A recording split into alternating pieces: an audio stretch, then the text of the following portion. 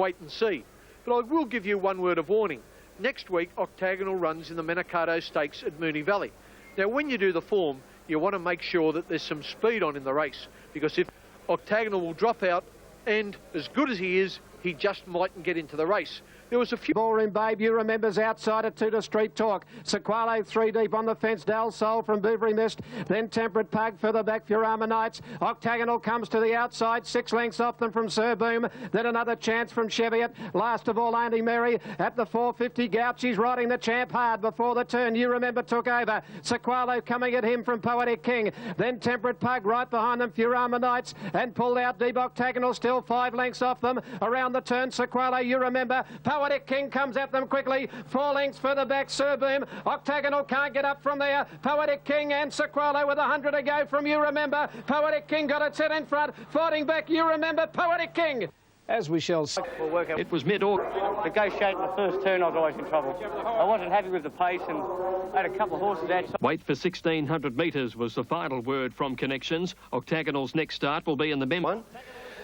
Keith, Darren Beedman said he made his run in another county.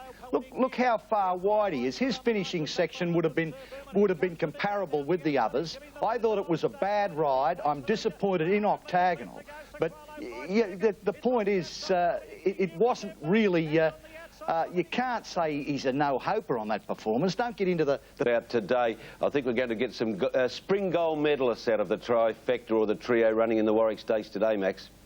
And I think Filante today is going to be a horse that's done well in the paddock. It's going to be an improved... 1,000 metres mark. The pace is muddling. Nothing like a Dane on the outside. Pulling is just shading. Noble Dane a length away. Filante keen to go faster. Now Beedman allowed Saintly to get a bit closer to them with the pace so slow up front. And they're just about 5 off the lead. They're very tightly packed at the 600. Noble Dane on the inside. Nothing like a Dane in the centre. And Filante is about to whip up 3 deep. Saintly right on their heels as they come to the corner. Followed by Roadworthy. Dupan is taking off. And then Patonk and Bruego as they come around the turn, and now they're really flying. Filante has raced up to head. Nothing like a Dane, and Filante exploded to the front. Filante put about 2.5 on. Saintly getting to second. Nothing like a Dane has called it a day, followed by Dupan, but it's all Filante. Mighty Mick, Jeff and Beryl White's great 4-year-old Filante is annihilating them in the Warwick Stakes. He wins pulling up by 3.5 lengths to Saintly. Third, come around the turn, and now they're really flying. Filante has raced up to head. Nothing like a Dane, and Filante exploded to the front. Filante put about 2.5 on. Saintly getting to second. Nothing like a Dane has called it a day, followed by Dupan, but it's all Filante. Mighty Mick, Jeff and Beryl White's great 4-year-old Filante is annihilating them in the Warwick Stakes. He wins pulling up by 3.5 lengths to Saintly. Third, Dupan, followed by Nothing Like a Dane and Bruego. Out of the group in this race, Filante was sensational. Saintly was pretty good too.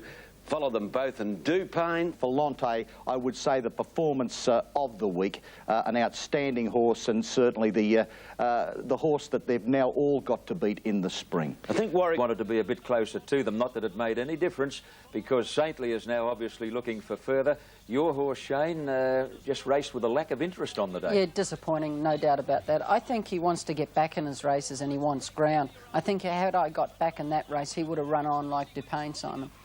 Interestingly enough, Rage Scale now, and people have said during the week that probably Saintly needed the run. I think a run could probably only give Saintly a length and a half, maybe 2.5 lengths at most. He's got his brains kicked in by 4 or 5, so Filante could be the horse of the spring. He hasn't let him go as yet. Lionhearter 6 lengths in front of Deep Tempest, 10 lengths then to Filante, followed by Comedy of Errors, but it's all Lionhearter inside the final 200 metres. Shuey just riding him along, hands and heels. The raps were big. He is good, this fellow. Lionhearter stretching away on the run to the line to win by 10 lengths. Oh, he eases up, he pricks his ears, throttles right. Well, they're all talking about him. That was his first start in a race, a maiden in Brisbane on the 28th of August. He won by 10 lengths. He went 19.1, and they're going straight to group company during the Melbourne Spring Carnival. It's Checkmore, a narrow leader. Investigation on his outside. Sober Affair back on the rail. Third, Pimpala Prince wide out 4. Prattler just behind them, followed by Encosta to Lago, and then XL Pilot running a bit greenly. Aragon Prince over on the rail, and then My Duke when they came to the 300 now. And here with the 300 metres to go, Sober Affair again gets going on the inside. Encosta Lago bursts through in the centre. Encosta Lago races to the lead. Pimpala Prince on the outside. Encosta Lago in front from Pimpala Prince, and then My Duke, but Encosta Lago with 50 to go. He's going to walk it in. And Encosta Lago wins it brilliantly from Pimpala Prince. My Duke third. Probably too brilliant to be a Derby horse, but he's a great type for Guineas, I think. In spring aim for this smart colt. Clem, we always had a huge opinion of this horse. Coming up to slipper time last year before we went wrong, we couldn't pick between him and Merlin.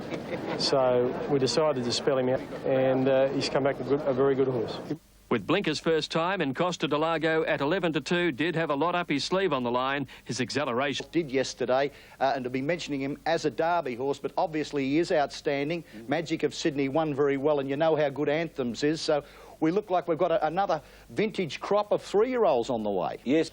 About half an hour after official scratching time. Number 2, Anthems. Now, I think he's a coming star, an absolute coming top liner, Anthems. His performances in Brisbane of the 1996 Roman Consul Stakes. Face well, they near the turn. Armadale with the inside running and Jacobite, and they're the joint leaders on the turn by 2 lengths to Monet's Cove. Sovereign State tracks them into the straight, followed by Anthems, who's giving them 6 lengths as they come over the rise. Clang is on his outside, holding him in a pocket as they top the hill. Armadale took a narrow lead over Jacobite. Sovereign State's not finding much. Here comes Anthems. He's about to burst out of the pack, and he'll fly here in a moment. Armadale's in front, 100 out, but look at Anthems. Anthems with giant strides is gobbling him up. Anthems on the outside is charging at Armadale, and Anthems gets up in the last stride to beat Armadale.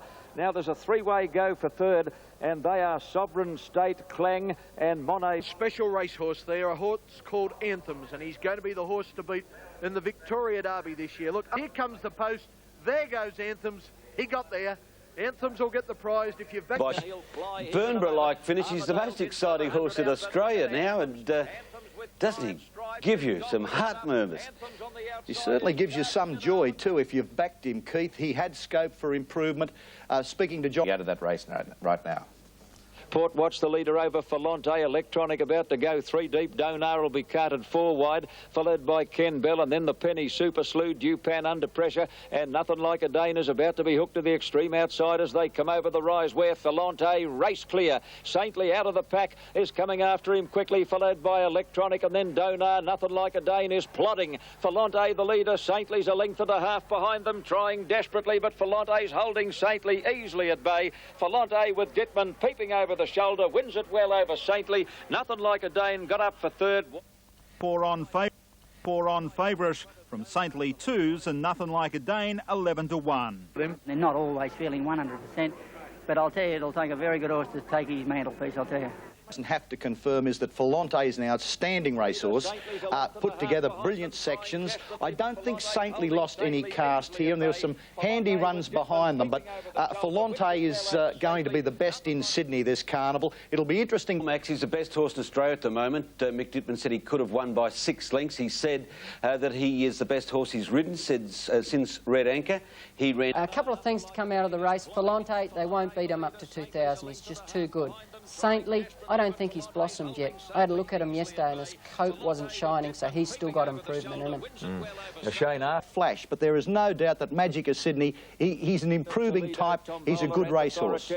But Shane Dye steps on the gas, and Magic of Sydney burnt off Al Tasman as they come to the 200 mark. The others are well back and struggling, and with a terrific turn of foot, Magic of Sydney put 3 lengths on El Tasman and Toledo, and he's going to win in an absolute breeze. Magic of Sydney down to the line he goes to score by 3.5 lengths maybe over El Tasman and Toledo wide out. And then... But just what did he beat yesterday? Nothing very much, and I think he'll find Anthems a far more worthy rival in Melbourne, and Keith's undoubtedly got a couple down there that'll test him too. Oh, have we ever. Encosta Lago, especially in the Guineas, maybe the Derby, and Portland Player, both from the Lee Friedman camp. They're out too. Down as her rider. Dashing Eagle now is into $2.60, Assertive Flash at $5.30. And there's Dashing Eagle tap.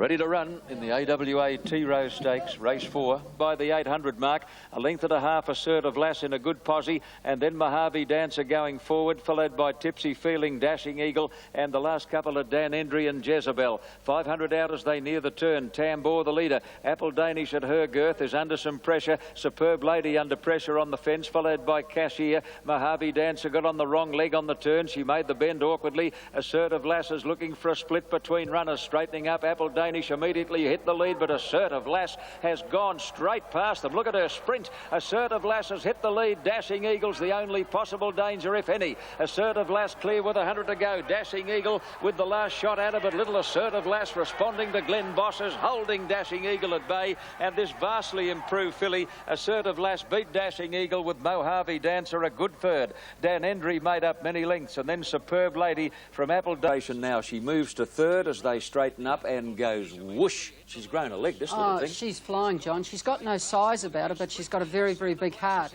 I still thought the second horse ran very, very well, Dashing Eagle. That's the one to beat in the Flight Stakes. What do you think, Lee, about the Melbourne fillies compared to the Sydney fillies? Well, I heard you say a week or so ago that you don't think they're much good, Shane, and I suppose on face value you could come to that conclusion, but we've had a lot of wet... Super Slew third, Mahogany fourth, the Penny going up 3 deep, and then Saintly joined on the outside by Ken Bell, a gap to Electronic, followed by Donar with Pratara's Bay last. As they come to the 600 metres mark, nearing the turn, the Penny made a lightning move on the outside and raced to the front from Double Take, and Nothing Like a Dane as they come around the turn. Mahogany is 3 wide with the red cap, wider out in the bright pink as Ken Bell, and Saintly is strung up between horses as they turn for home. He's cutting back to the inside now. In the straight 300 out, the Penny tackled by Nothing Like a Dane. Saintly gets the inside run and he's darted through now, and Saintly left them standing. Look at this turn of foot. Saintly put 3 lengths on Nothing Like a Dane. Donar charging home late, but it's all Saintly in the Hill Stakes. Beedman takes hold and he coasted over the wire to beat Nothing Like a Dane with Donar third. Mahogany is 3 wide with the red cap, wider out in the bright pink as Ken Bell, and Saintly is strung up between horses as they turn for home. He's cutting back to the inside now. In the straight 300 out, the Penny tackled by Nothing Like a Dane. Saintly gets the inside run and he's darted through now, and Saintly left them standing. Look at this turn of foot. Saintly put 3 lengths on Nothing Like a Dane. Donar charging home late, but it's all Saintly in the Hill Stakes. Beedman takes hold and he coasted over the wire to beat Nothing Like a Dane with Donar third. Saintly odds on and magnificent. The Metropolitan Handicap is on the agenda as he heads towards the Melbourne Cup. Saintly impressive yesterday, but how good is Filante? Oh, Filante's very good, but I don't know. I might be backing Saintly to beat them at their next clash. Saintly just has started to blossom at the right time. They're both outstanding horses, and it is going to be a great clash. This is building up to one of the great springs, Keith. Oh, indeed, Max. Look at the ease that Saintly wins this race at. It's over 1,900 metres, yet Saintly ran his last 600 metres in 33.9, which is faster than Juggler ran at a lesser distance to finish off. There were extenuating circumstances there, Keith, but the acceleration of Saintly, the appearance of Saintly, you had to be impressed by Saintly yesterday. And they might land that money, a massive midweek plunge on Saintly in the Metropolitan, Max. Well, I'd be backing Saintly to win anything. Metropolitan, Melbourne Cup, Cox Plate on that performance yesterday. And yesterday? No, I think... Very thrilling win. So is the plan now the Metropolitan? Looks like that. If he's going to have a chance in the Melbourne Cup, they've got to run over 1.5 miles. Do you know if they've got the Melbourne Cup ready for you? Because you can keep the 10th one. Do you think they've got it ready yet? Oh, no, they better have it polished up because you never know, Blake might need it. Should bring on the Epsom.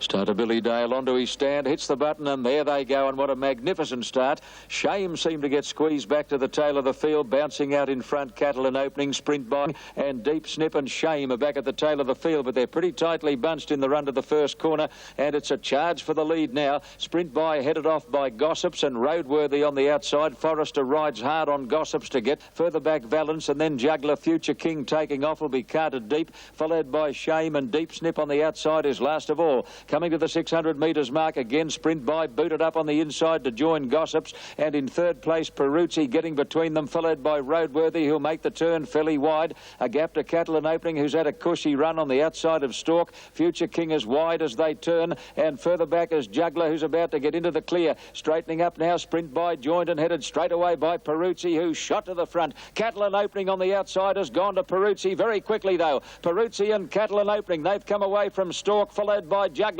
It's Catalan Opening grabbing the lead 100 metres out over Peruzzi, and look at Juggler, 60 kilos and all, he's coming home like Burnborough. Juggler has come from a mile back to beat Catalan Opening, who looked all over a winner.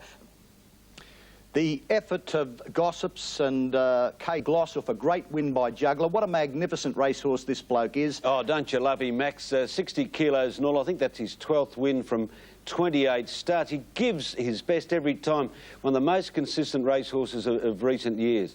But today, tips. Irish St Ledger was run overnight at the Curragh, and the winner was a horse who could be Melbourne Cup bound, Oscar Schindler. Inside the two, and it's Key Change joined now by Oscar Schindler going easily in second. Then I'm supposing and Posidona's Sacrament is weakening, racing towards the final furlong. Oscar Schindler from Key Change. Oscar Schindler the leader from Key Change. Then in third place Posidona's I'm supposing and Sacrament, but Oscar Schindler is going to win it as he races up towards the line. Oscar Schindler striding up to the line. A first Irish Group 1 success for Stephen Crane, who punches the air in delight, clear of Key Change. Sacrament's third, Posidona's 4. It is. The Vic Health Cup, another Group 1 race over 1,400 metres. Who'll win that? I don't know. I know I don't like Encosta de Lago. A 3-year-old from the outside alley. He's just got too much against him. And in the field where Buzz-Off has firmed now into about the $3.25 quote on the tote. This is now for number 17, Encosta de Lago. He's been solidly supported. He's come in to a figure not unlike he's one on the tote at the present time. He's about the thing. Matsky jumped well on the inside. A little slow Buzz-Off getting back in the early stages of the race now. And Danendri next in the field, 600 metres to go. Dry Humour followed by Pearl Prince getting up on the inside. And Encosta de Lago's creeping closer. Followed by Scenic Royale, Lockgrave, Buzz-Off a fair way back before the turn. Cuttery Lane, simple as that. Another excuse and follow the riders last when they corner. Blazing Sun on the inside. Zuccarino wider out. Sober Suit coming at them. You remember looking for a way clear on the inside. Scenic Royale is coming with Lockgrave on the outside. Zuccarino tackled by Scenic Royale, who dashes to the front now. Then Lockray, simple as that, coming down the outside. But it's Scenic Royale in front. Encosta de Lago switches to the inside. He's flying. Encosta de Lago, he's got there. Mighty win. Encosta de Lago beats Scenic Royale. Third, a photo either simple as that or Lockray. They were followed further back. Inside, Zuccarino wider out. Sober Suit coming at them. You remember looking for a way clear on the inside. Scenic Royale is coming with Lockray on the outside. Zuccarino tackled by Scenic Royale, who dashes to the front now. Then Lockray, simple as that, coming down the outside. But it's Scenic Royale in front. Encosta de Lago switches to the inside. He's flying. Encosta de Lago, he's got there. Mighty win. Encosta de Lago beats Scenic Royale. Third, a photo either simple as that or Lockray. They were followed further back by Matsky, and then you remember from Sobers. Oh, that was one of the most exciting wins I think you'll see for a long, long time on a race course. For those of you that actually watched this horse, the trouble he got into prior to the home turn, Greg, I know you and I, we only have to remember about Encosta de Lago. Before today, he'd only had 4 starts. He'd only won 1 race, and that was his last start win in the Group 2 Ascot Vale Stakes, in which Lago is. And today, he's beaten older horses at his 5th start in a Group 1 race. Even our Maze K, who was a brilliant start in a Group 1 race, even our Maze K, who was a brilliant horse last year and won this race, had more experience going into this race. That's more impressive. Well, earlier this morning. Now, we'll go out to where all the action is with Brendan in a moment. 5.10, the winner, 2.30. Geez, held up well on the tote. You'll never see 5.10 about him again. No. Since all calm, collected runs, and he was just climbing over their back, so I was just flat out holding him in behind him. And then when he got out, he just let rip, and he's a very good horse, and he's definitely going to go places. He's definitely one of the best horses I've been on. Beggars. Iterum is the favourite with the bookmakers. Iterum from the Hayes stable, who Peter Hayes spoke of earlier in quite glowing terms. It certainly is, Brendan. It'll be interesting to see Peep on the Sly, how he comes back. Probably been a little bit disappointing this himself. He did have up away with them. Iterum began okay. Centico out nicely on the inside. Mellow Chateau, Peep on the Sly, Nat the Brat, and Tudor Star. They're at the turn. Alacrity just the leader from Chase Me Charlie. Centico the outside. Prince Calaf fourth the rail. Storm between horses entering the straight. True Identity outside. Gaiqua very wide. Iteram trying to get up on the inside. Alacrity being tackled by Chase Me Charlie, and Centico on the outside at the 200 strikes the lead. Iteram running up behind it, finishing well from True Identity, but Centico dashed away. Out 2.5 lengths. Here's Peep on the Sly motoring home. Centico in front. Peep on the Sly. He'll get there. Yep, Peep on the Sly beats Centico.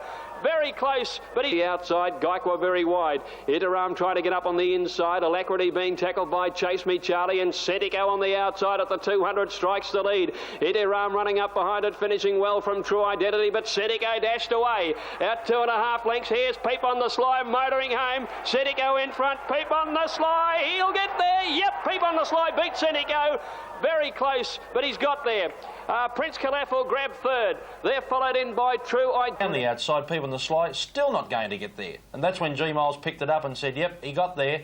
Gee, he finished home well. This will be Michael Carson's biggest win since he's come back home.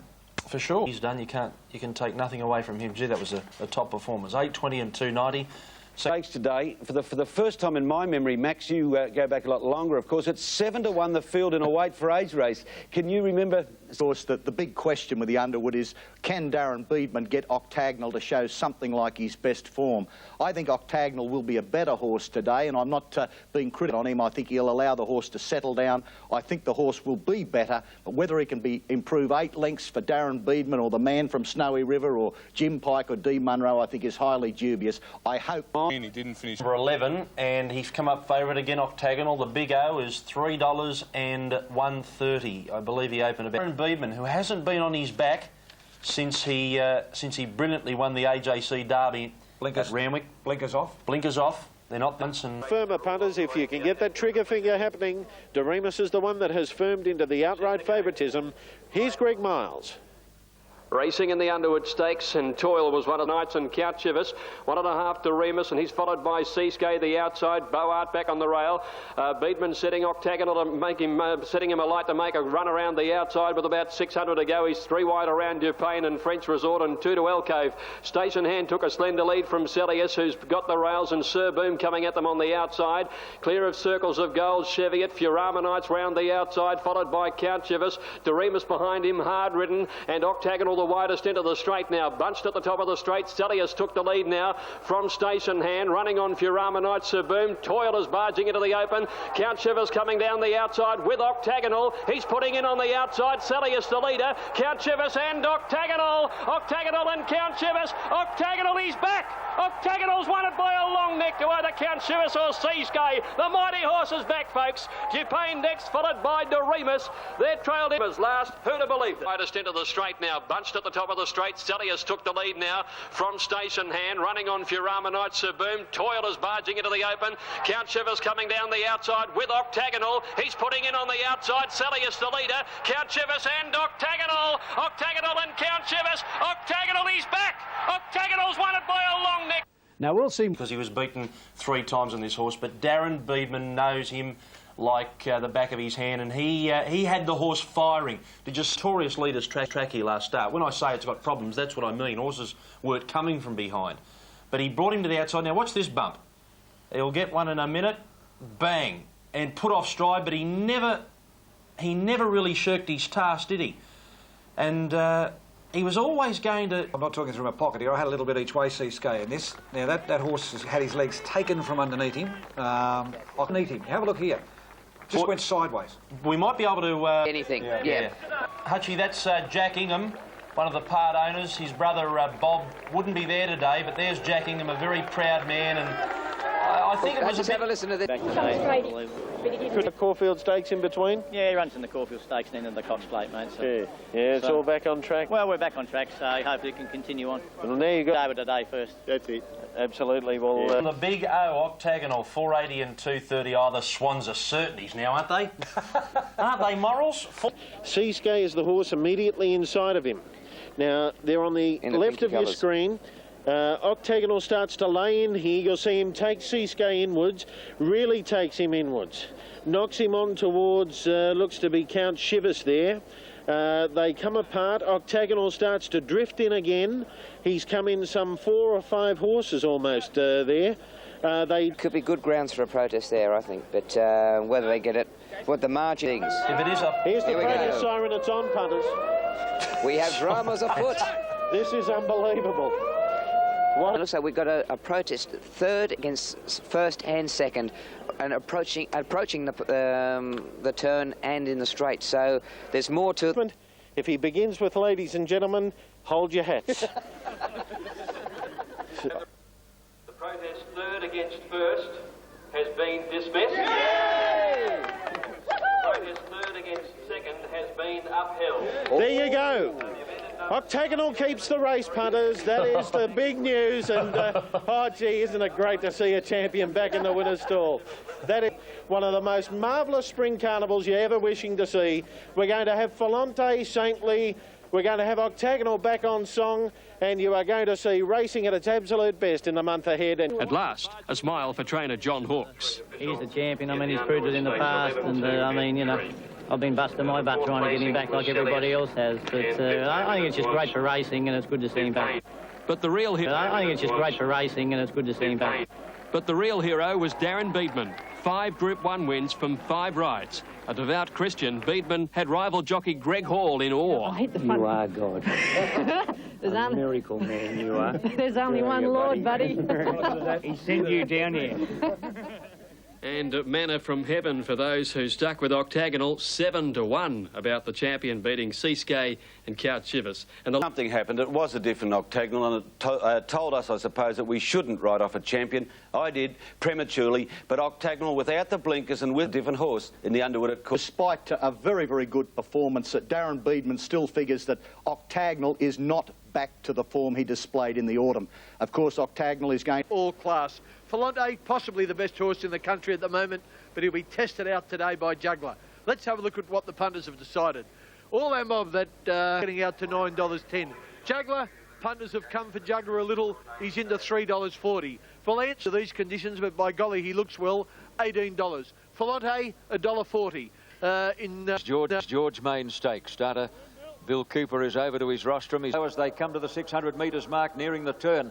All our mob is just in front of Filante, who's level now as they come to the corner. In third place, Valence. Juggler on the outside is tracking Filante. Toledo last of the 5 as they turn for home. Now they're in earnest at the 400. All our mob and Filante together coming over the rise. Dittman sitting pretty on Filante. He allows the odds on Pop. More Rainey quickly put a length on all our mob. Juggler called upon by Glenn Boss is running a heck of a race at the 200. Filante clear. Dittman's got to liven him up. Juggler on the outside is coming at him strongly. Juggler's got him. Juggler, here's a boil over. Juggler takes the lead from Filante, and Juggler draws away to win it. Nearly a length on the line to Filante, and a jubilant sitting pretty on Filante. He allows the odds on Pop. More Rainey quickly put a length on all our mob. Juggler called upon by Glenn Boss is running a heck of a race at the 200. Filante clear. Dittman's got to liven him up. Juggler on the outside is coming at him strongly. Juggler's got him. Juggler, here's a boil over. Juggler takes the lead from Filante, and Juggler draws away to win it. Nearly a length on the line to Filante, and a jubilant Glenn Boss waved his whip to the crowd. All our mob is a distant third in front of Valence. Well, a great upset in the George Main Stakes with Juggler beating Filante. If you've backed him, $3.30 and $1.30. Second there, and Juggler had him covered. Oh, I reckon he had him covered nearly just after straightening. Filante wasn't quite showing the same zip. He's going to have to take on Juggler. Juggler is the new boom horse from Sydney. Well, I don't know whether he's got a greater boom than Saintly, but Filante raced very well yesterday, but you just wonder whether Filante is going to go on much further. Certainly tempo, but what happened to Filante? He was galloped on by Valance at the 1200 metres, and he sustained an injury, and you wonder just... Last week, don't you love him? Juggler, it's his third Group 1 win. He's the gutsiest... Hey, let's look at the prices. Well, tote punters have come for Anthems. He is favoured in the ring, not quite as short as he is on the tote. $1.80 for $1. Intergaze $5, Sock $7, and West Point at $7. Hot Wee Picks. Okay, Ken, thank you. Starter on his stand, and they're ready for dispatch in the stand, Fox. They're off and running at King Ivor on the inside of Intergaze, getting a perfect run. A length away is West Point. Anthem's close to the fence, and Babu's Boy last as they come to the turn. 5 or 6 lengths covers the field. Sovereign State, Monet's Cove, Armadale on the outside. They're clear of King Ivor, followed by Intergaze. West Point under pressure. Anthems is now taken to the extreme outside by Darren Beedman as they top the rise. He's about 5 off the lead, but he's starting to unleash. It's Monet's Cove, Sovereign State, Intergaze, West Point joining in. Anthems on the extreme outside with the last run at them. Intergaze in the centre, just the leader over West Point, who's running a hell of a race. Intergaze and West Point are going to fight out the stand, Fox. West Point doing best. Geez, a good colt. And West Point beat Intergaze. Monet's Cove third. Anthems died on his run, followed by King Ivor. Well back. Run of the 3 horses, and yet he went to the line best. And West Point, number 8, will pay $7 to win, $1.90 the place. Star is born. Have a look at the run of West Point. Now, while Encosta de Lago was really outstanding last Sunday, I'd like you to note the performance of West Point yesterday too, and consider that this was this 3-year-old's only 3rd start.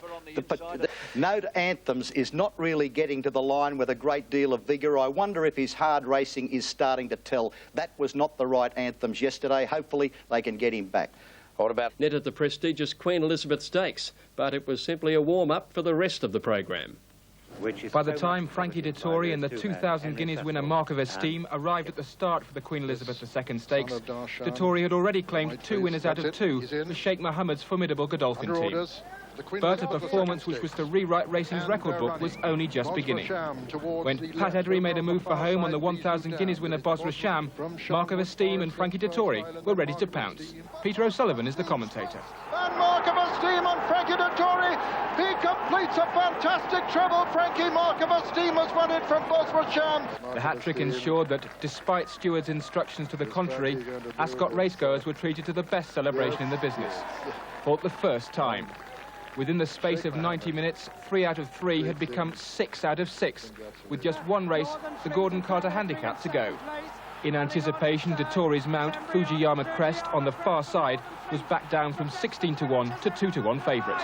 Fujiyama Crest finding a bit more, and it's 7 for Frankie. Fujiyama Crest holds on for Northern Fleet. After the 5th one, he said, keep going now, you know, you rode 5 and you're probably never going to get this close. But after the 6th went in, I just thought, well, it's impossible I'm going to beat the 7th. And dream come true. It was the first time a jockey had won all 7 races on a card in this country. Such is Dettori's popularity, one bookmaker described it as the worst day in his trade's history. Well, he'll certainly liven things up when he gets out for the Spring Carnival, Edwin, and the odds of him riding the 7 winners was just over 25,000 to 1, and a couple of people have made themselves almost millionaires in England. That's why the bookies had a black day. Oh, I can understand that. Encosta Lago is by far and away the favourite in the race. Not that that would be unexpected. The $1.40 on the tote, though, is a little bit unders. I thought, because really, that Magic of Sydney form, they're all talking about Magic of Sydney as being a star. Well, the bill start. Side here is Mustang Ranch and Encosta de Lago under a good hold is striding up to Al Tasman. He had it let him go yet at the outside King, and Encosta de Lago cruised past the inside Al Tasman. My Duke is starting to chase Encosta de Lago, 2 to Tertius and further back Singing the Blues. He lets it down on the turn though, Encosta de Lago. It's shot 4 in front. My Duke to second, followed by Tertius battling on. But at the 200 metre mark, we're looking at a very, very good colt here, ladies and gentlemen. Look at this fellow get over the ground, just slap down the shoulder, and Encosta de Lago, a powerhouse colt, and he streaks away to win 3.5. Second in the race, My Duke. 4 away, third, Mustang Ranch. Then Tertius. But Encosta de Lago is full of running around the bend. He leads by 3 lengths to My Duke under the whip. Then Al Tasman, who's had enough. Tertius is into 3rd placing. But Encosta de Lago's 4 lengths in front on the straight from My Duke, Tertius, and then Mustang Ranch. But Encosta de Lago, by gee, he is good. Down he goes. Encosta de Lago wins it by 4 lengths to My Duke. Big race wins do not come any easier. The way he was going underneath me, I thought I was going a bit slow, so he just started to pull his way to the front. I thought, well, geez, either they're going too slow or I'm going too quick, but he's a type of horse where once you let him slide, he just keeps improving, and they're never going to beat me. Lee Friedman believes potentially this colt is the best horse he's ever trained. These sort of horses, there's a bit of pressure involved in training them. He's obviously established a very big value now, so We'll just take it one run at a time. I think the Guineas is going to look good for him 2 weeks' time, and if he comes through that, then we'll have a look at the Cox Plate. So 6 starts for 3 wins. At the time they ran, he felt like he was going... Starts for 3 wins, and he just keeps getting better. The 13-8 on was a luxury, the way he won. A quote. So that's the situation there at the moment in the betting ring. Certainly Arctic Scent, though, is good value on the tote at the present time at $3.10 because it's actually around the $2.70 mark. Down the side at the 700-metre mark, and the leader is Esplat on the inside from Diablo Girl. Princess Cara 3 deep and back rows of 4 wide from Circles of Gold waiting for a run. Then Calzone, Free Success pulled out deep. Alcove with nowhere to go back on the inside. Arctic Scent is back second last now, just to run a win around it. Mac Rosa let go out deep now at Diablo Girl. They got to Esplat. Alcove trying to get away from the fence, couldn't get the room through from Circles of Gold. Then Free Success, Arctic Scent a mile back, but around the turn, Mac Rosa hit the front. Suma Peace after it from Free Success. Arctic Scent getting into the clear late though. Mac Rosa the leader from Suma Peace, and Arctic Scent starting to fly. Suma Peace grabbed the lead. Arctic Scent late down the outside. Nails are on the post. Arctic Scent on the line has got up to win. Suma Peace second, Mac Rosa third, then further back Circles of Gold. That's it. If you've been on Alcove, and I don't want to start making excuses for horses, but you can consider yourself a little bit unlucky. 3 stock stakes. Alcove, midfield on the rails and the red cap, met trouble, but the winner Arctic Scent in the lime colours came from second last. Around the turn, Mac Rosa wide out goes to the lead over Diablo Girl, Princess Cara. Alcove nearly fell. She ran into a pocket and nearly went down. And Mac Rosa leads in the straight. Suma Peace is coming after her. Arctic Scent is in the clear. Is it too late? She's flying. Suma Peace is in front. Arctic Scent coming at her hard. Got there. What a win. Yes, it was a great victory. She was heavily supported into 7-4. Brent Stanley bringing up his double there. And Arctic Scent now a lightweight Caulfield Cup hope, beating Suma Peace and Mac Rosa. And he's showing at $3.70. Count Chivas $16, Toil $21, State 1, Boart the same. Love Dance from the Kiwi Land showing at $9. That's a roughie. Salius about 5 to 1, about $6 for $1 on the tote. And Rose of Portland is at $4.50 on the tote. An interesting race, the downgrade of the track. It's basically heavy there at Flemington now. It's going to be very difficult for a lot of these horses to get through the mud for 2,000 metres. You've still got to fancy Doriemus. He's won on this track over 2,000 metres. He's also won in the wet. Already, they're racing. And My Kiwi Gold on the second last. Quickly all Chivas. Doriemus is second last. And Boart is last of all. Down the side. Mouwad to the outside. Further back in the field. Doriemus is gaining round around them. Coming up quickly. And he was followed by St Shannon. Further back to Boart, who's a long way off the leader. They're packing up on the home turner with about 650 metres left to go now. Rose of Portland down on the inside. One of the leaders about to be tackled by Salius, and wider on the track than Storm. And Doriemus is very deep as they turn for home. Crying Gamers in behind them. Love Dance looking for a run. Further back in the field, down the outside, Boart and Mouwad back behind them, and Count Chivas is a long way back. 300 metres left to go, and Doriemus over on the outside has gone up to tackle Salius. Rose of Portland struggling. She's been headed there by Love Dance and Storm, and Boart rattling home down the outside. Doriemus the leader. Boart over on the outside is coming after Doriemus, who's in front. Inside the final 200 metres, Doriemus is holding Boart. Cheviot from a long way back. Love Dance and back behind them Storm, but it's Doriemus. Doriemus is going to score a big win in the Turnbull. Won by a length and a half. Boart second, third Cheviot, followed by Love Dance and Salietta. And Rose of Portland back on the inside. She's struggling at the moment. It's Salius and Doriemus with Boart coming at them on the outside. Doriemus in front with about 250 metres to go. Boart chasing hard on the outside, but Doriemus is a length and a half clear from Boart, and then Cheviot into third. But it's the Caulfield Melbourne Cup winner, Doriemus. He's dashed 2 lengths in front, and Doriemus wins the Turnbull. Doriemus a length and a half to Boart. A magnificent win, ploughing through the wet in style. The next question, will Doriemus tackle the Japan Cup or stay for a crack at immortality and go for 2 Caulfield and 2 Melbourne Cups? He's a great horse. So we've got to have a chat now, but I must admit I'll be leaning towards staying here for the Melbourne Cup. And the bookies cheered. Rose leads Doriemus clearly the pick of them. Storm was pretty handy too. With 58.5 kilos, Doriemus is well in the Melbourne Cup. Rose, I'll be leaning towards This is the next race at Flemington. Down the straight course, the committee have allowed them to put the barriers in the centre of the course today because they believe the outside going is probably better. It proved so during the week. Poetic King at $5, Hunzuki $6, Lion Hunter $5.50, Prince Marauding $16, Rubidium $5.50. Top of the straight, as you can imagine. Lionheart of the Boom Horse from Queen. Followed by Another Excuse, and back behind them is Suntain and Rubidium. Poetic King is nearly last as they race onto the course proper. 500 metres left to go. And over on the outside, it's Lionheart clear by about a length in advance of Rubidium, starting to close the gap, being followed further back then by Another Excuse. But Lionheart is going great guns, coming to the 250 metre mark. He's a length and a half to Rubidium. In third place, Poetic King is starting to run into the picture. Lionheart is the leader. Poetic King coming through in the centre with a very strong run. Poetic King takes the lead with 100 to go, and Poetic King draws away in the final stages. Poetic King wins it. Lionheart second from Rubidium. In behind them, then making ground wave.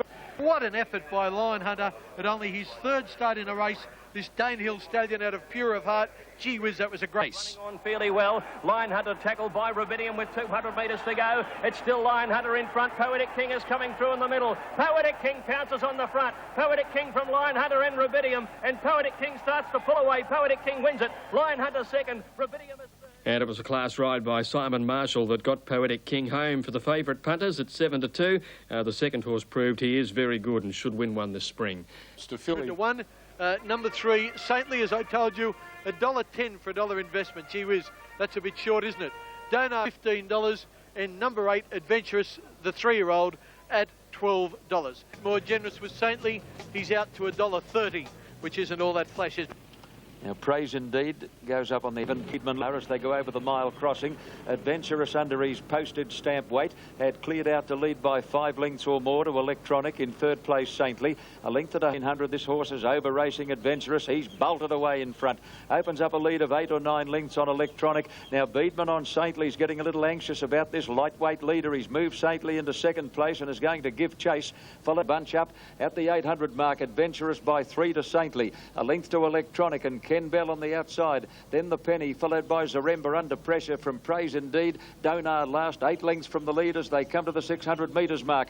Adventurous, the 3-year-old, is first into the straight by a length and a half to Saintly. Electronic third, under pressure. Ken Bell on the outside, followed by the Penny. Heads a turn for home. Adventurous with 49 kilos in the saddle is the leader by about 2 lengths to Saintly. 4 away, Ken Bell. Beedman's got to get to work on the favourite, Saintly. Adventurous is running a heck of a race. He's a length in front now. The big chestnut is throwing down the gauntlet. Saintly on the outside is coming at Adventurous, who's feeling the pinch. Saintly has grabbed Adventurous close to home, and ladies and gentlemen, is he going to make it 1,000? Adventurous is kicking again, and Shane Dye's worried him out of it. You wouldn't believe it. Adventurous has come again to beat Saintly. Donar has run third, followed by Ken. The tank to stave off Saintly.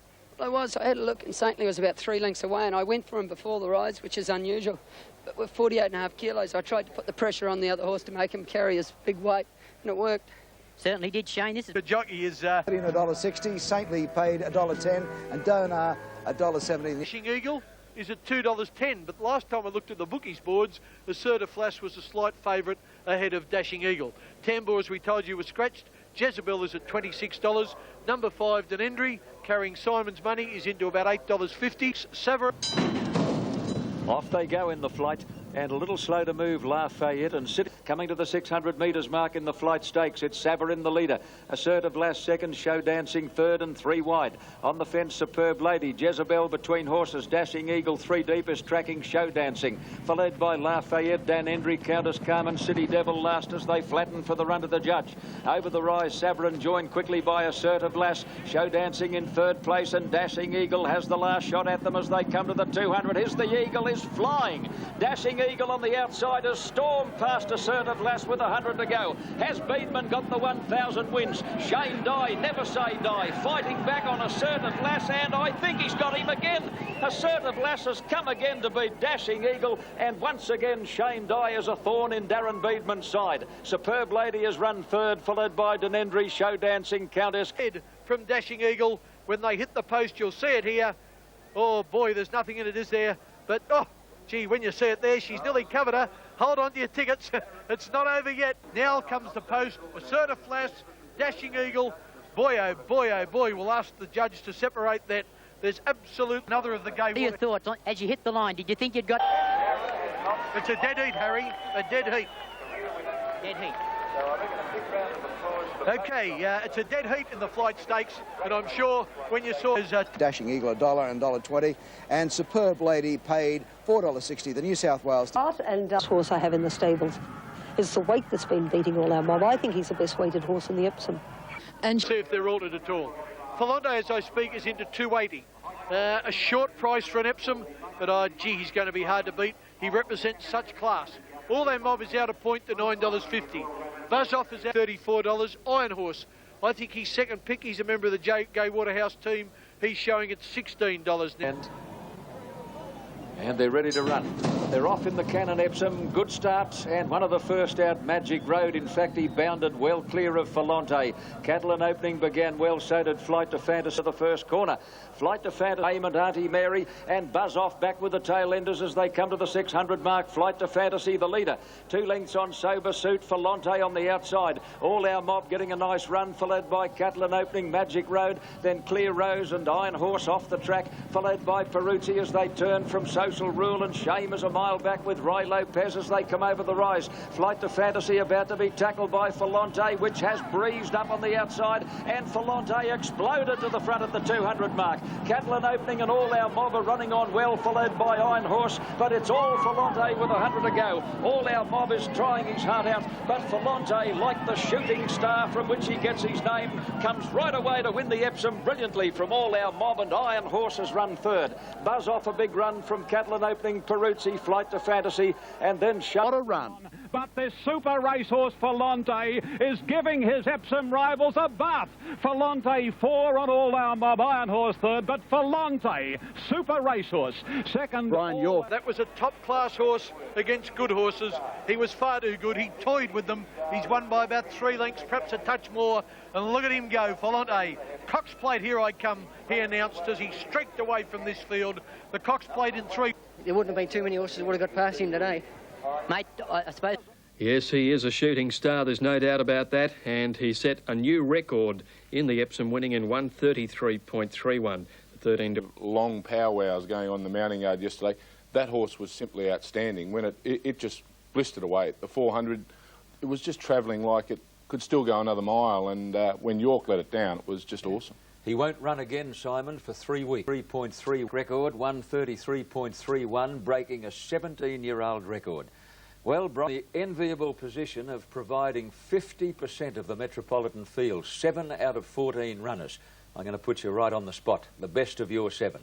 Well, the best is Nothing Like a Dane, because he's the class horse today, and you saw what he did there. Two class horses in the Metropolitan tomorrow. One is Sainly, who raced yesterday, and one is Nothing Like a Dane. They're Group 1 performance. The Bart Cummings trained Sainly starting as favourite. Nothing Like a Dane. Run at set weights with penalties and allowances. Hula Flights is now getting between horses, then the Phantom Chance and Nothing Like a Dane pull to the extreme outside as they come over the rise. Fewer chosen, the leader from Western approaches. His Hula Flight getting between them, and Saintly on the outside has rounded them up very quickly. Saintly has raced clear with Hula Flight. They're fighting it out from Fewer chosen, and Nothing Like a Dane coming down the outside. Saintly and Hula Flight. Nothing Like a Dane is coming fast in the last little bit, but Hula Flight on the inside. This was the third AJ. Getting between them, and Saintly on the outside has rounded them up very quickly. Saintly has raced clear with Hula Flight. They're fighting it out from Fewer chosen, and Nothing Like a Dane coming down the outside. Saintly and Hula Flight. Nothing Like a Dane is coming fast in the last little bit, but Hula Flight on the inside has just lasted to win the Metrop from Nothing Like a Dane and Saintly in the centre. Waterhouse adding to Saturday's Epsom win. This her second straight Metropolitan. And there's big plans for Hula Flight. Delighted with the second horse's run. Nothing Like a Dane was the most outstanding trial. He carried top weight in the event, and he just motored home. Another stride, 2,700, he's won the race. Take nothing away from the winner, but Nothing Like a Dane was a great run too. As usual for Griffiths today, and the first of the major country cups of the spring here at Cranbourne. In a wide open affair, Canberra Cup winner Dancing Sun, the Mark Bairstow trained True Identity, and imported galloper Itzy Ram were amongst the top chances. And it developed into a two-horse war over the final 600 metres. As they straighten up, they both left the fence. Dancing Sun, Hereditas, well clear of Kiwi Golfer. Clicko was in behind them, Regal half, and they're followed by True Identity. Hereditas has hit the front. Hereditas, the leader. Dancing Sun fighting back on the inside. Hereditas just in front. Dancing Sun coming again on the inside. Hereditas, Dancing Sun as they come to the line. Hereditas by a long head to Dancing Sun. 6-year-old Hereditas was having only his 17th start and ran a new track record. He actually bowed a tendon about a year ago, and that sort of put us off the scene for a while. But he's up behind the barrier for the 1600-metre Caulfield Guineas. Simon, gee whiz, all those jockeys will be thinking now, just what are they going to do? There's Shane Dye aboard, 1/2 to 1. Number 2 Encosta de Lago, $1.60 for $1. That's odds of about 7 to 4 on. 15's Intergaze, Alfa from the Bart Cummings stable at 6s. West Point still showing at $5.50, odds of 9 to 2. Portland Player at 3. Last of all, 10 lengths covered the Guineas field onto the side now. Heading to the 800-metre mark, Tarn Purlane's lead only half a length to West Point now.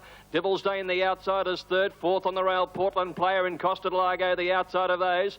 Couple of lengths to Intergaze and then Anthem's on the inside. And Alfa is last of all at the 600. And Tarn Purlane by about a half a length here to West Point. Devil's Dane in Encosta de Lago getting through between horses now coming into it. And then Portland Player on the rail from Intergaze, Anthems and Alfa at the turn now. And Tarn Purlane the leader into the straight. A length and a half clear from West Point.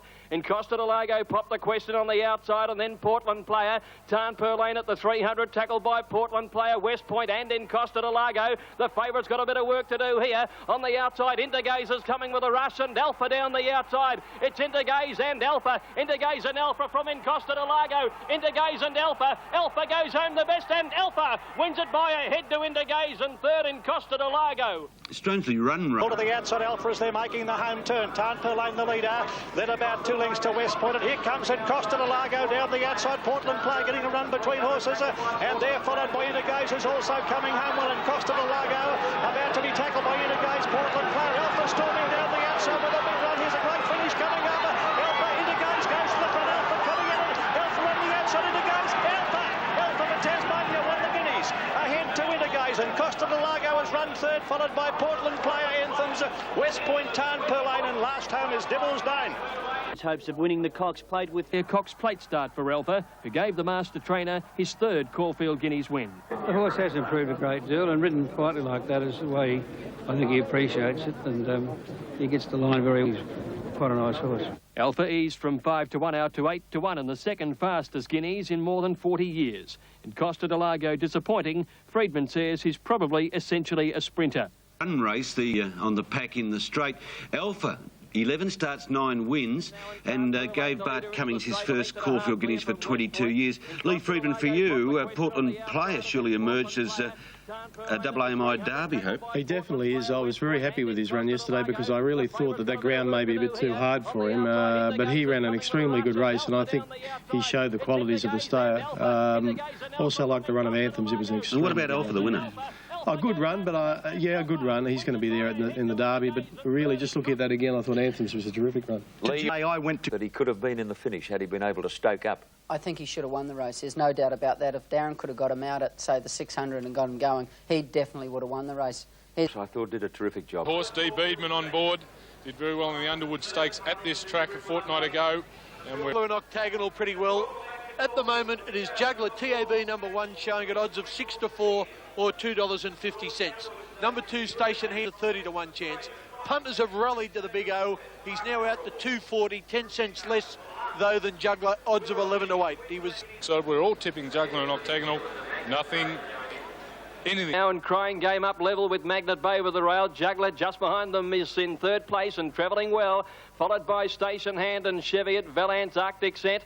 Octagonal within 6 lengths of the leader now, and Beedman sets him alight before the turn. And 3 lengths to Peep on the Sly. They're bunching around the home bend now. It's crying game going to Magnet Bay again. Juggler on their outside. He has the upper hand round the turn. Octagonal's 3 behind him in a sprint home. Juggler takes the lead at the top of the straight for Stephen King now. From Magnet Bay, Octagonal pulls to the outside. It's Juggler at the 200-metre mark, a length in front of Magnet Bay. In third place, Station Hand with Octagonal, but Juggler, the way it's run, he sprints away. He's 3 lengths in front now from Magnet Bay and Octagonal, and Juggler careers away to win it easily. Juggler first by nearly 4 lengths.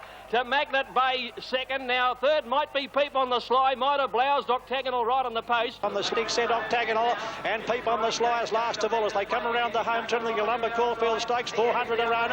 Magnet Bay to the inside, about to be tackled by Juggler in the centre, coming with a big run. And deeper on the track station head, Arctic Centre's under the whip. Octagonal is down the outside. 250 metres left to go, and Juggler is dashed well clear of Magnet Bay. Here comes Octagonal down the outside, but Juggler is well clear with 150 left to go. He's going strongly. He's got it shot to pieces. Juggler much too good, and Juggler wins it well by 3 lengths to Magnet Bay. Getting up for third, Peep on the Sly ahead of Octagonal, followed by station head Arctic Cent, Valance, second last crying. Superiority, he just annihilated them. Well, how good is Juggler then? Well, like you saw today, that's how good he is. He'll annihilate them in the Cox Plate too. Now for the... Today, you know, things didn't work out, but, you know, the Cox Plate's a different race. So always another day. We'll be in there fighting. Starting. Juggler started 13 to 8 favourite, just ahead of Octagonal. Beedman tasting defeat for the first time on the Big O. Peep on the... I thought it was a smashing performance yesterday. I think if you had 2 rides in the Cox Plate, you'd either want to be on Juggler or Filante. I think it's going to be the race of the carnival, really. 2 great horses meeting like this, and his acceleration. Your comments, please? Look, he's long been regarded by me as a a top-class racehorse. We beat him with Doriemus and the Queen Elizabeth, but he turned the tables in the Doomben Cup. His form this time in's been great. He beat Filante. Filante then came out and won the Epsom very easily. So I think you'd have to say Juggler will start favourite in the Cox Plate and looks the likely winner at this stage. Surely, winner at this stage. Surely, though, you've got to say it was a presentation for him yesterday, the way the race was run. They can only win, Max. They can only win. Certainly, might be the best weight for age horse that around at the moment, though, mightn't it, Juggler? I mean, no horse finishes off a race as quickly as he does. Oh, yes. Well, what about Filante? Gee, you've got... Well, he's got all their scalps, Max. He's beaten Filante, Sainly, Octagonal, Doriemus. We get a new champion every Saturday. Like, please, have a look at Filante on Wednesday, if he runs on Wednesday, before you get carried away. You think he will with 62 kilos? Well, I think it's a good chance, but we never know with Jack Denham. Juggler. In my opinion, John, there's only 3 chances in the Cox Plate, being Juggler, Filante and the 3-year-old Anthems. With 48.5 on his back, he's going to sit back and be very, very hard to beat. If he gets in. Great horse, and I think we're starting. Great now, and I'd like you to have a look at a horse that we've been telling you about for many weeks on the racing show. A horse called Senator, who won the Mitchelson Cup last Sunday at Ellerslie in Auckland, and this is a tremendous win over 2,400 metres. Into the straight, 400 to go in the Azure Bay Mitchelson Cup, and it's Java Magic. Tango Arkow's winding up and looking likely, followed by Clean Cut. Senator's coming home pretty well too for Sweeney. Senator's hit the front. Tango Arkow followed True Devil. Siray Latan threading its way through. The Azure Bay Mitchelson Cup is all over, and it's Senator just a quick flick by Sweeney, and it draws clear. This is a great trial for the Foster's Melbourne Cup. Senator easily 5 lengths. Siray Latan. The other feature was the 1,000 guineas for the fillies. The Gay Waterhouse trained Assertive Lass and manifold runner-up Karma Biding amongst the leading chances. But for the 500 left to go in the Guineas now. They're nearing the turn. Gadina just in front of Assertive Lass and Simply Believe. Shiosaki's tracked wide all the way behind them, Ascorbic and Dayra Bay. They're followed then by Dashing Eagle coming to the outside with her run. Assertive Lass first for home. Simply Believe coming at her, and now Dashing Eagle coming with a run on the outside. Then Recitals and Superb Lady. Assertive Lass, Simply Believe and Dashing Eagle alone at 3 at the 200. Dashing Eagle gets the upper hand for Beedman over Assertive Lass, Simply Believe, Dayra Bay and Zaire is late, but Dashing Eagle's broken away, and Dashing Eagle, Beedman and Cummings win it by 2 lengths. Although still inclined to victory. But Dashing Eagle set for victory. Dashing Eagle too good, wins it well. Dayra Bay finishing well for second. The master trainer was impressed with Dashing Eagle's performance and says he hopes she can reproduce. Coonji handicap at court. A hefty 62 kilograms. Filante was sent out favourite at 5 to 4. True Identity, a neck in front of Storm. A length and a half, Bowheat over on the inside of Circles of Gold. 2 to Western approaches Suma Peace. They're followed by Praise Indeed, then Secret Hero. To the outside of Phasia. Filante's a fair way off them. Buzz-Off's gone around him now from Istadad. Then French Resort, followed by Japan. Back on the inside, Ray Lopez. Sharon Tess has dropped out to the back. Filante's back about 5th or 6th last before the home turn and had to ease.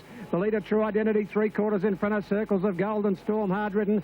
Then Bowheat, further back, Suma Sumer Peace praise indeed. Buzz off pulled out deep. Filante's a mile off them, looking for a run through. Around the turn they race. True Identity with Circles of Gold coming at it now. Then Boheat from Sumer Peace. Now Filante getting into the clear. He's still a fair way off them. He's now starting to shove his way out. Halfway up the running, Circles of Gold hit the lead. Filante starting to fly on the outside. I don't know whether he can get up from there. No, Circles of Gold in front of Filante. Circles of Gold.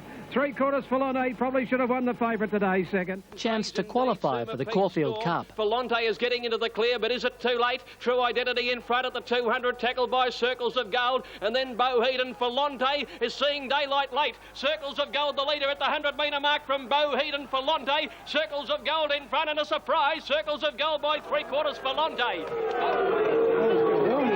A blast for Dittman from unhappy punters, but no complaints from winning trainer Brian Smith. Fitness-wise, that'll do it. The blame, I suppose, is the jockey.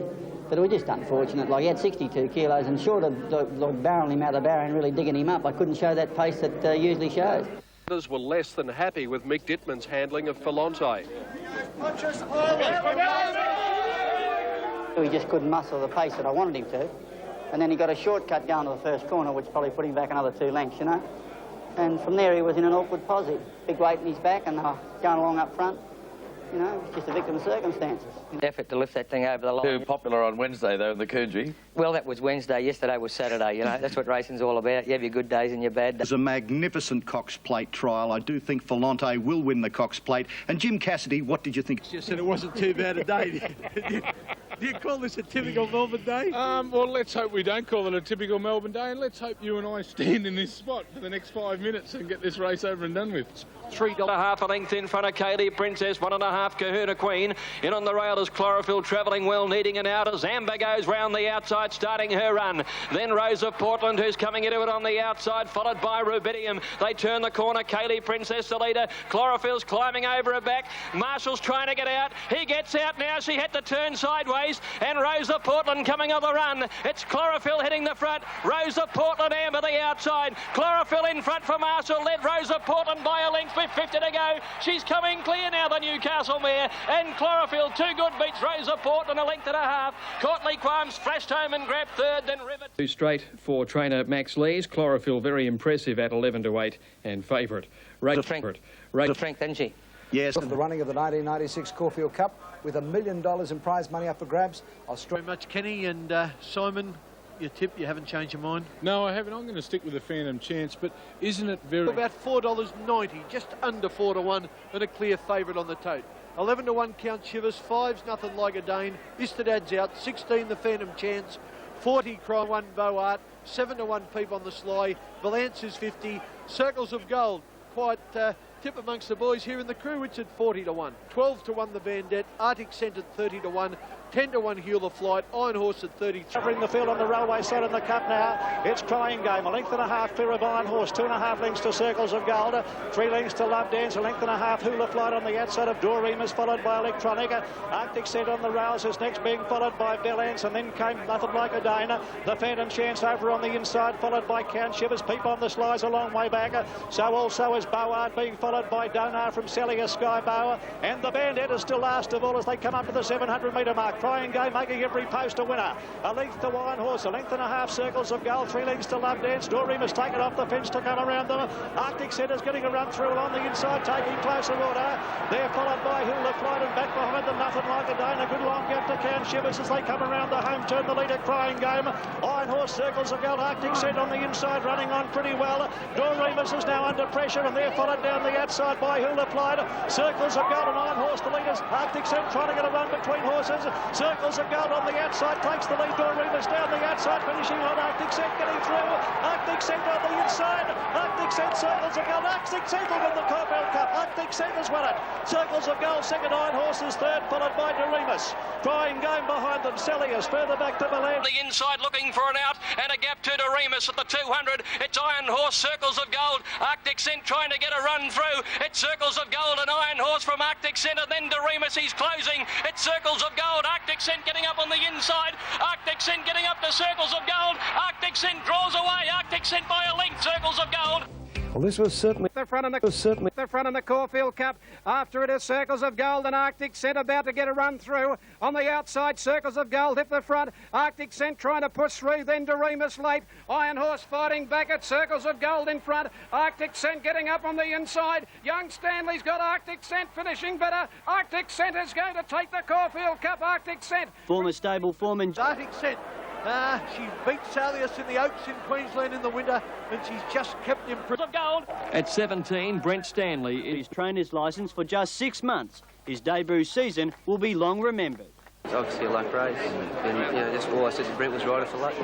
Traditional owners David and Jenny Moody, the Cup came in a year when their former trainer, Gerald Ryan, was forced out of the racing industry. It's been a very hard 6 months. You know, I've kept my mouth shut and kept my low profile, but I could have given up a lot of times. 17-year-old jockey Brent Stanley was brought to tears after what many experts described as the perfect ride. I knew he'd run me into the race, being such a good horse he is. Once I tracked him up about the half mile, he moved off the fence making his run. I looked forward and there was 5 lengths he just gapped. There was no horses, so I thought, no good being there, I might as well get... The plaudits of a great declared double. Brent Stanley is the youngest jockey since the war to win the Caulfield Cup, and it was a gem of a ride. Handicapper Jim Boulder so impressed by Arctic Scent, he announced a 3-kilo penalty for the Melbourne Cup. She'll carry 51.5, even more than Let's Elope. A big moment for Brent Stanley, who only rode his first winner in Melbourne in late April. This is just a big thrill. As David said 7 months ago, I was walking around on crutches, and now I'm here riding the Caulfield Cup winner. Thank you very much. It was emotion all round. 6 months ago, the stable was rocked by Gerald Ryan's resignation amidst sexual misconduct allegations. Principal owner David Moody held it all together through a tough time. Today, a feeling of relief. It's been a very hard 6 months. You know, I've kept my mouth shut and kept my low profile, but I could have given up a lot of times. It's all worthwhile now, David. Oh, well, it isn't it? We won a Caulfield Cup with a 17-year-old kid on board. It's been a tough time at Hobson's Lodge, but this could be... And Arctic Scent started 20-1 today. She's now firm to the third line of Melbourne Cup betting at 12s behind Doriemus and Oscar Schindler, who share favouritism at 5s. Mouwad was hurt in the run and finished last. Shane said there was tremendous bias in the track today, and he said it just didn't suit him. Because I said up until about 3 furlongs out, he said the bias was unbelievable. But today, all honours went to the victor and her connections. At the finish. No, I went to Caulfield yesterday, Keith, with great expectations. I was very disappointed. I don't know whether it was the conditions. The track just wasn't up to standard. Nobody's to blame. You can only blame the rotten Melbourne weather. Run of the race, couldn't have wished for a better run. He was very disappointing, but I think the form out of yesterday will be very misleading, and I think you can throw the whole day out the window. So yours to be on the Dane in the Melbourne Cup? At this stage, I am. Too many good horses run bad yesterday, John. Would you say that was the reason behind the place getters? Doriemus did a terrific job. He just couldn't pick up with that weight as he did last year. No doubt the best run in the race. I thought it was a super run, and he's the horse they've all got to beat in the Melbourne Cup.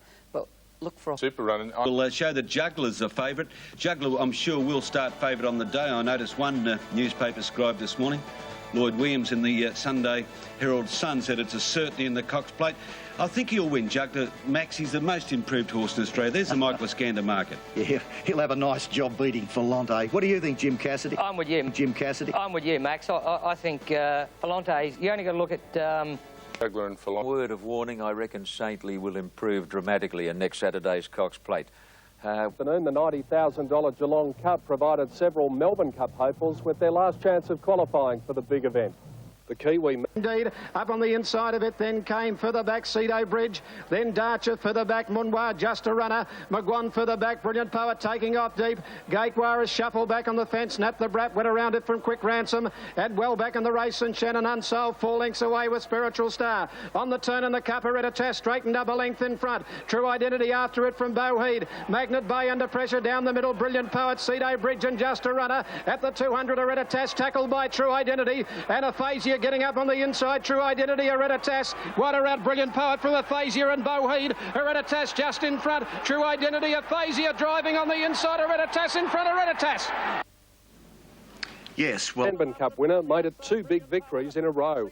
As they run down inside the final 200-metre mark, True Identity is the leader from Hereditas, and down the outside, Brilliant Poet, and finishing very fast, Aphasia and Boheed coming home well now. Here's a good go, Hereditas. I think Hereditas has beaten True Identity, and Aphasia close up, Boheed behind. The success served as a boost for the Hayes stable, which has enjoyed a comparatively low... Hereditas started at 12-1, while the judges couldn't separate True Identity and Aphasia, who had the barrier for the Army Vase. Okay, number 1 Alfa, I had him at 4-5. He's now out to evens on the tote. He's odds against with bookies, but only just. A little bit of a firmer now, Intergaze. Come on, number 4 Portland Player at 6.5-1. Number 4. A length away, La Mahogany. Intergaze on the outside. Portland Player tucked away on the fence, joined on the outside by Tan Per Lane. And Alfa is last, about 6 off the lead as they come down by the school. 600 metres out, and Flak Jacket is just the leader, joined again by Rustic Dream. And Intergaze is just tracking up into 3rd place for Glenn Boss. He'll have to go now because Tan Per Lane has moved up on his outside. Portland Player's in on the fence under some pressure. Alfa tacking onto the main bunch. He's close enough if good enough, and La Mahogany has dropped right out around the turn, and it's Rustic Dream, Intergaze, Tan Per Lane, Alfa in the orange colours, widest of all on the home turn, and here he comes, the Caulfield Guineas winner Alfa with the nose roll, has raced up to Intergaze. Alfa and Intergaze have come away with Alfa getting the upper hand, and he's starting to draw clear. Intergaze fighting on strongly, but Alfa a shade too good once again for Intergaze, beat him by about a neck. 4 lengths away, 3rd Portland Player, followed by Tan Per Lane. Spartacus. 3rd taken out by Alfa, another win for the Derby favourite. He's now won 10 of 12, and it was a fine ride by Rod Griffiths on Alfa. But will Connections pay the 25 grand late nomination fee for the Derby? Yes, Max, they've decided to do that, and I think it's quite justified, and I'm sure they'll get the result. Long at the back and just come with one run at them. That's right, Jim. That's the way he races, like an old-time stayer. And his sections are very good, really. I think the section was similar to the Cox Plate. But the Derby journey won't be a problem for it? The Derby journey won't be a problem? I wouldn't think so, not the way he races. You've won that the classic 5 times, Bart and Rodney Griffiths. We're in 3rd in that race. The Derby runner, Lee? Yes, we were in 3rd in that race, and with Portland Player, obviously he's got his work cut out to beat Alfa next week, but Flemington's a different race, 2,500 metres, big track. Do you think Alfa would have the... He'd win the Derby. I think Alfa's got the class. I think he's got the trainer. I think he's got the jockey. I'm very confident about Alfa, and I do think that 7-2 is a reasonable price. Yeah, I'm staying with that. Out onto the track for the running of the Cox Plate 1996. Let out the prices. Number 1 Juggler is showing at 5-2, 3.60 for $1. Number 2 All Our Mob is a 16-1 chance. Number 3 Octagonal is out to 5-1. Number 4 Sainly at 4-1. Number 5 Filante, $3.70, almost 11-4, just up. Line, Crying Game a bit slow into stride, and All Our Mob bounce quickly with Adventurous. Crying Game picking up ground. Filante and Juggler away well. Further out, All Our Mob, Adventurous in front, down to the winning post now from Crying Game and Filante 3rd. All Our Mob goes back 4th out in the Cox Plate, and Crying Game goes up to Adventurous. 2.5 further back Filante, 3 further back All Our Mob, Juggler on the outside of it 3/4, 2 to Saintly, 1.5 Anthems, and 2 to Octagonal, still 12 lengths off them around the turn at the 800 metre mark. Crying Game took over now from Adventurous. Filante comes out now for Dittman and is striding quickly to the lead now. A length further back, All Our Mob. They're followed by Juggler. Saintly peeling out deep, and then Anthems. They're bunching up. 600 to go in the plate. Octagonal last, but coming out now. He's about 4 lengths off them. Crying Game is grabbed by Filante. Juggler wider out on the track with All Our Mob, and Saintly putting in a run out wider. All Our Mob and Filante being tackled by Juggler, and the widest runner is Saintly with a run. All Our Mob, Filante now from Juggler and Saintly.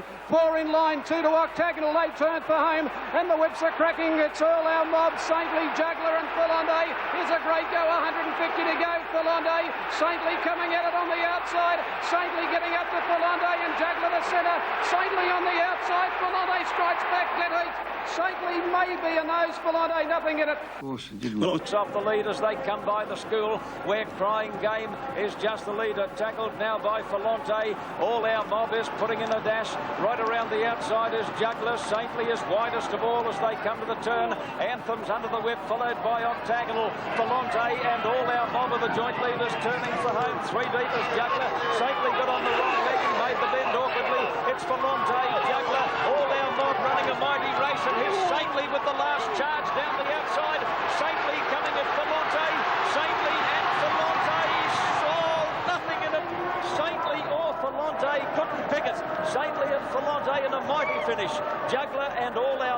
a photo for third, followed by Filante, and all our mob are coming to the turn together with Juggler and Sainly coming at them on the outside, clear of Octagonal. They're at the turn, all our mob and Filante, who's desperately hard-ridden, lead Juggler and Sainly out wide, who wobbled a bit round the turn. It's Filante again in front, Filante on the inside from Juggler coming at him, and Sainly out wide, then all our mob, Filante the inside, Sainly pegging him back at every stride with Juggler. It's Sainly on the outside and Filante, they hit the line. I don't know, between Sainly the outside and Filante, it's very close between. In a deceptive finish, Saintly's big head, a big advantage. Crabbing around the turn like Kingston Town, his courage prevailed in a memorable win. And a Frankie... Has Darren Beedman won his first Cox Plate?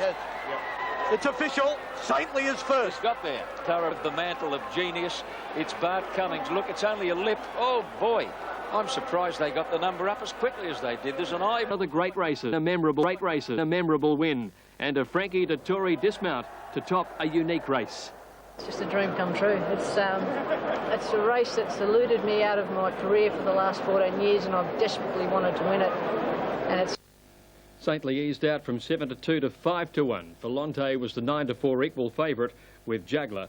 All our mob, best of the Waterhouse. Bart, you showed a rare sign of emotion yesterday when Saintly won that Cox Plate and Cox Plate. I think I was suffering from hay fever more than anything. I don't think so, Bart. 23 years since Taj Rossi had won the Cox Plate for you, and you did your 9 Melbourne Cups. Why was it a day of high emotion for you? Well, the wait for age is a real McCoy. As Nediym said when he asked, how would you compare this with the Melbourne Cup? He said, well, this is a real McCoy, wait for age. The Cup passed for days, but I'm leaning a little towards the Melbourne Cup, Max. The Melbourne Cup?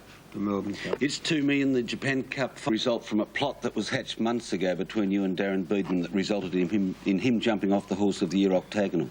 I had a good talk with him a couple of months ago, and he thought about it for about 2 weeks, and he came to me one morning after work at Randwick and said, I've made my decision. I said, that's okay, I understand, but what is it? So he said, I'm going to ride Saintly. I said, thanks very much. I think you made the right choice, and hopefully you won't regret it. But isn't it interesting to note? We're happy. The best thing to come out of yesterday's race, Ken, was there was no excuse for any horse. They all had their chance to win. Well, Ken, the first 4 fought the race out. The 4th horse, Juggler, was only a neck behind the winner. Look, there's no doubt the track yesterday was a swooper's track. It was a disadvantage to be in front on the rails, but the Cox Plate was, every horse had his chance. It was a fabulous race, head up, head down, different stages of the straight. You said this will win, that'll win. Shane told me that Mick Dip... of Oscar Schindler. At 5-1 the winner, 5-1 Doriemus, 7-1 Senator and Nothin like a Dane, 8-1 Saintly, 14 just to add any odds the others. Punters have made of it in the last 20 minutes or so with Dan Maliki. And Peter, Chlorophyll is still the firm favourite, even though it's her first try at the mile. She's at 290 and 160. Leica, she's at 290 and 160. Leica Smile, 860, 280. Miss Margaret showing 30. To number 11, Rose of Portland, 480 and $1.70. And you can see some of the others of Big Olive. Racing. Caught them in a fair line. Eastern Zone and Hello Dale are going to settle down at the tail of the fin. Kicking through again, all lead. Smooth Flow in the centre. So we've got a line of 3, and they really clap on the speed now. Chlorophyll settles in the 4th place. We've got a lovely run across the field to be 1 away from the rail. Rose of Portland's on its inside. A half to Miss Margaret. A length and a half to Country Lane and Sardana. Then Gold City. Further back to Courtly Qualms, just a little bit wide around Leica Smile. And then Syracuse on the inside as they turn for home. Eastern Zone, Sumar Peace. And Hello Dale last of all. 550 to go, and the Bolts are all led into the straight from Smooth Flow and Flying Flight. Just in behind them was Chlorophyll trying to ease out. Miss Margaret making its run. Chlorophyll's put under pressure, and Miss Margaret has sprinted up to take the lead. 300 to go. Chlorophyll can't win, and Miss Margaret dashed away. Rose of Portland getting through now into second, and then Gold City followed by Leica Smile. Miss Margaret in front. Gold City coming at it now, and on the rails, Rose of Portland. A great go, Rose of Portland. Gold City, Rose of Portland. Rose of Portland's just got through to win a nose to Gold City. Miss Margaret third, then Leica Smile, Hello Dale. Further back then to all lead. It went a great... Outside in the green with the red hat. But this is a great shot. I've never seen this before. Yeah, a nose will be the winning margin. 11, 10 and 5 are the numbers. Stephen King, a Melbourne Cup winning jockey, is with Johnny Lett. For the 4.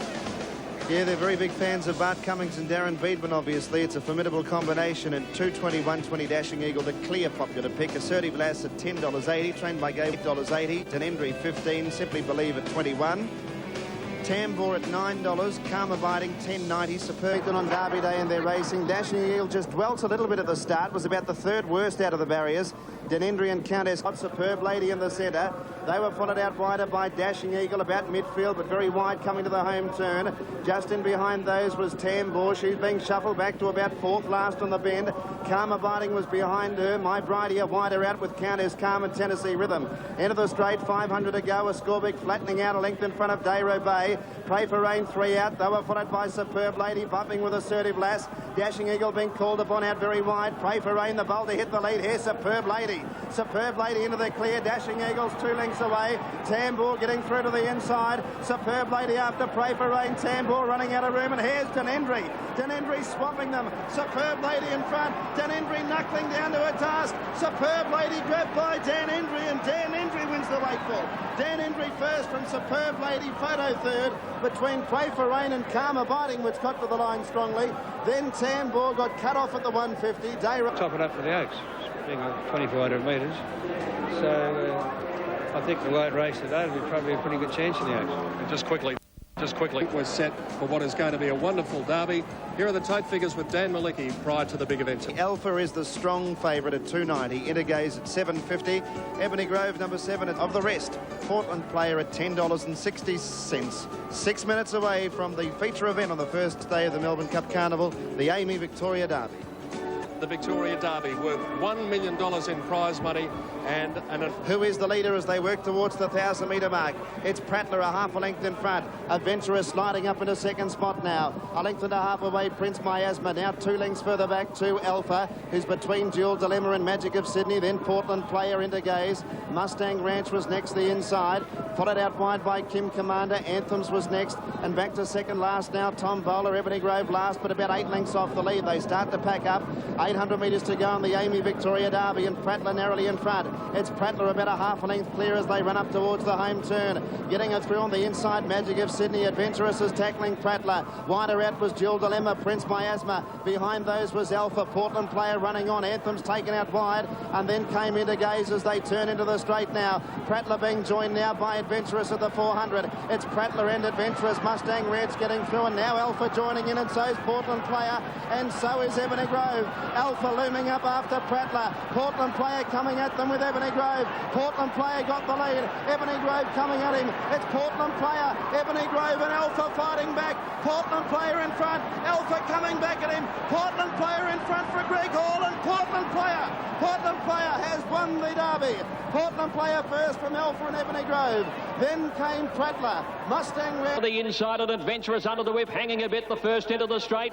Third placing Prince Miasma. Mustang Ranch the inside. Magic of Sydney, and Alfa is coming with his run down the outside. Portland Player is closing, and Ebony Grove from last. 250 to go. It's Prattler in front. Portland Player and Alfa are pegging him back now from Ebony Grove, who's coming quickly on the outside. Ebony Grove, Portland Player and Alfa from Prattler the rails. It's Portland Player, Alfa and Ebony Grove now. Portland Player, Alfa, Ebony Grove, Portland Player. Portland Player won it by a neck. After the 800-metre crossing, you seem to have a nice... It's a great ride. Did you go in confident that you might be able to knock off the likes of Alfa and Ebony Grove? Very much so, very much so. I didn't think there was much between all the colts all year, and I just knew this... With the winning rider, Greg Hall. Look at Alfa, who's in the orange colours, the second there he widest. Comes out there he there. goes, yep. With something definitely happened to him there, and it fired the horse up, and I think you'll find that's most probably cost that horse the Derby. A similar thing happened. Portland Player, royally bred, started 10-1. Ebony Grove was one of 3 second-place finishes for jockey Mick Dittman. I would say full credit to the winning team. A great team effort it was too, but if they were running again tomorrow, I would want to be on Alfa. I think Alfa was very, very unlucky. Got a check early, pulled. Rodney Griffiths was forced into taking him up close to the lead. He didn't settle, yet you saw what he was doing at the finish. He was running on gallantly. He will stay. He's a very good... Straight 1200. As we saw earlier, it would appear without question that the outside of the track is quicker. So I think you'll find that most beat. And so did Jenny. Gold Ace from Johnny Letts and Richard Friedman. And, of course, Gold Ace, $3.90 is the favourite for the Group 1 Salinger. Royal Discard, 21. Cut Up Rough at $9.10. 71. Encosta Lago, $5.40. Masked Party at $15.30. Number 8, Seeker at $15. 9, Raleen at $39. Lion Hunter, $4.80. Kingston Handstand Rail. We're over on the flat side. It's Rubidium and Encosta Lago. Running down with 500 to go. Kingston calling in front from Seeker. Lion Hunter, Masked Party hard up against the outside rail from Gold Ace. Royal Discard running on. And then Cut Up Rough, Carptingly, Del Sol dropping out. Prince Marauding, Waver Tree and Raleen. Down towards a 250 and Seeker hit the lead from Masked Party. Gold Ace is spearing in between them though. On the flat side, Encosta Lago, but the grandstand have it. Gold Ace hit the lead and he is drawn away and he is going to win. He's running away, Gold Ace. Gold Ace wins about 2.5 to Seeker second, Masked Party third. Then Kingston calling, Waver Tree running on. The grandstand side now, and it's Masked Party going up to Kingston calling. Running on fairly well as Seeker from Lion Hunter, Royal Discard and Cut Up Rough. Gold Ace is threading through the field with a challenge now. They're inside the 200 and Gold Ace has raced to Masked Party, followed by Seeker and then Kingston calling. But it's Gold Ace on the grandstand side. He's raced a couple clear and Gold Ace is coming clear. Gold Ace wins it by more than 2 lengths. Seeker. And that's the... And Dan, I'd hate to have my breakfast tied to their tails because I've ran 1:7.5, which is a track record. A track record, so it just shows you. But here they are. Time. That's the straight. I'd have to say in that performance to carry that weight, he's the equal of Scalacci, that was. He's a great sprinter. Great sprinter. Gee, that is a big rap. I didn't think... He's a great sprinter. Great sprinter. Gee, that is a big rap. I didn't think I'd hear you say that. To carry 57 and break the course record down the straight here, it's an outstanding performance. He's a magnificent sprinter. A course record win to Gold Ace, his third win at the highest level, and a first Salinger victory for Lee Friedman, taking one... The track record. Lee Friedman still saying this morning that Encosta Lago, who drew barrier 1, probably would have won the race if you'd swapped barriers. Well, what was he doing over on that side of the track? Well, he drew barrier 1. Where do you want him to go? Over for 13. No, I think straight 6 racing is a joke, and this is an epic example of it. What are your thoughts, Jimmy? Well, I don't see any reason why he couldn't have come to the out. 2 is the Louis Vuitton McKinnon Stakes, and these candidates are on their way to the barrier now. Dan, what have Tate Punters done in the last few minutes? Well, Filante is the one that's certainly shortening up. All Our Mob at 13, Juggler 6.10, Count Chivas 10. Filante 3.10, the win, 170 the place is the favourite. Skybow, the rank outsider of the field, at 75. Circles of Gold 20, like a Dane. As they run up towards the 800, Salius in front. She leads a half a length to Love Dance. 2 away, Filante. It's had a beautiful run. In 4th position, All Our Mob on the outside of Circles of Gold. Then a length and a half to Count Chivas, Magnet Bay. Juggler's a long way back. He's 4th last on the outside of Skybow. Octagonal 3rd last from Arctic Centre. Nothing Like a Dane last of all. Salius in front, 450 to go. She's a length and a half clear. Love Dance under pressure. Filante got to 2nd. All Our Mob running a race. Down to the 300. Salius in front. Dittman goes for Filante. Didn't find much initially. All Our Mob ran to Salius. Filante 3rd. Count Chivas running on, but All Our Mob hit the lead. Inside the 150. All Our Mob in front. Filante trying to rally from Salius and Circles of Gold. All Our Mob in front. Filante won't get to him, and All Our Mob is going to win the McKinnon. All Our Mob from Filante and 3rd home Salius from Circles of Gold. A nice run, and so was Arctic Scent. Then Count Chivas, Nothing Like a Dane, Magnet Bay, Octagonal never in the race, nor was Juggler for that race, nor was Juggler for that matter. Then Skybow, love $2 million mark after... Bob, as honest as they come, adding the McKinnon to his haul of 11 wins. And I knew he'd pick race and the horse ran very well. Nothing Like a Dane's run, just what's required from a Melbourne Cup viewpoint. All Our Mob at 10 to 1. Filante had his chance at 7 to 4 in favourite. The big... Waterhouse successful with All Our Mob. But the big message that came out of it, Keith, was the fact she said, watch out for Nothing Like a Dane on Tuesday. Yes, and the other... Keith, I'd like to get your tip for the Cup on... Oliver, I think Doriemus will beat Oscar Schindler.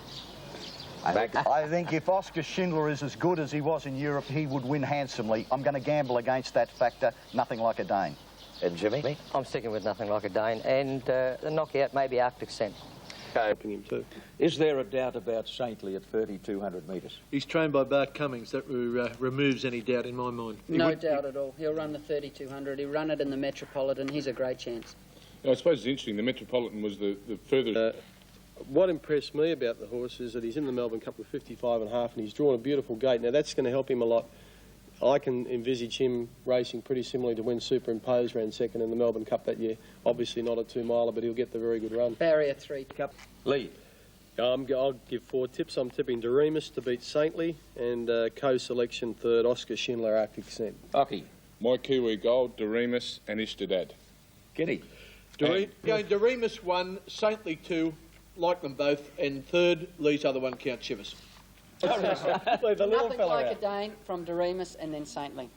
Okay, panel, thanks for being with us. Of course, overnight was that Lloyd Williams has backed Doriemus to win $1 million at the quarter of the card yesterday. Tim Gossage is in the betting. But as I said, they've come for Oscar Schindler in a big way. The best back runner here today, without question, is Senator. Well into single figures now. Doriemus, Saintly, Nothing Like a Dane are all bracketed. But Local chances, number 5, Saintly, trained by the master, J.B. Cummings. He's won the Melbourne Cup 9 times. If he wins it again today, he'll take his own trophy home, and he might very well do it. Circles of gold. Istadad around yet about 2 lengths away than the Senator. They were followed by the Phantom Chance. Further back then to Arctic Scent. My Kiwi Gold going up around the midfield from Oscar Schindler. He's on the outside of Arctic Scent and Skybow, and then Doriemus, Sapio, Cheviot and Boart still last of all. 800 metres to go in the Foster's Melbourne Cup, and it's Great Shot now being pressured by Few Are Chosen. Super Slew to third, a length away, Nothing Like a Dane, followed by Court of Honour. Centergo next, and Saintly's on the inside, followed by Istadad as they turn for home. Now Saintly taken to the outside and is starting to work into it. It's Great Shot being tackled by Nothing Like a Dane. Nothing Like a Dane took the lead. Here is Saintly.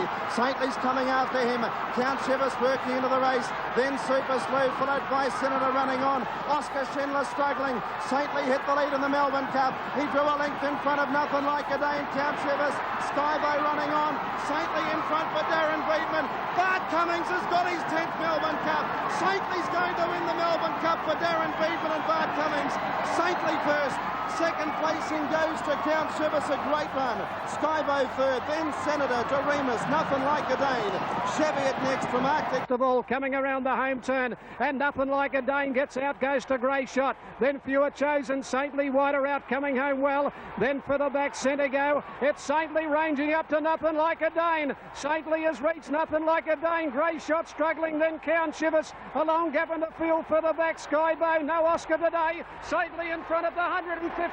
Bart Cummings might have his 10 Melbourne Cups. Saintly's gone 2 lengths, Count Chivas. Then on the inside is Senator from Skybow, but Saintly wins the Melbourne Cup. Saintly scores a length and a half. Count Chivas, I think Skybow may have grabbed third. Senator fourth. Cup now, and it's Grey Shot first for home. From coming after it, Nothing Like a Dane now. Few Are Chosen wider out from Super Slew. Saintly to the outside, and then came Count Chivas, and further back in the field is Centico. Oscar Schindler out very wide. Nothing Like a Dane and Saintly at the 300. They reached the lead together from Count Chivas, and then came Grey Shot and Skybow well back. It's Saintly at the 200. Saintly dashing 2 lengths in front. Cummings and Beedman. Cummings going for 10, and he's got it. Saintly well clear of Count Chivas. Nothing Like a Dane and Skybow, but Saintly wins it easily. History at Flemington, and amazing. What a beautiful ride. He just had him tucked away. I said before the race, there's the great man there on screen, Bart Cummings. 10 Melbourne, tucked him away on the fence.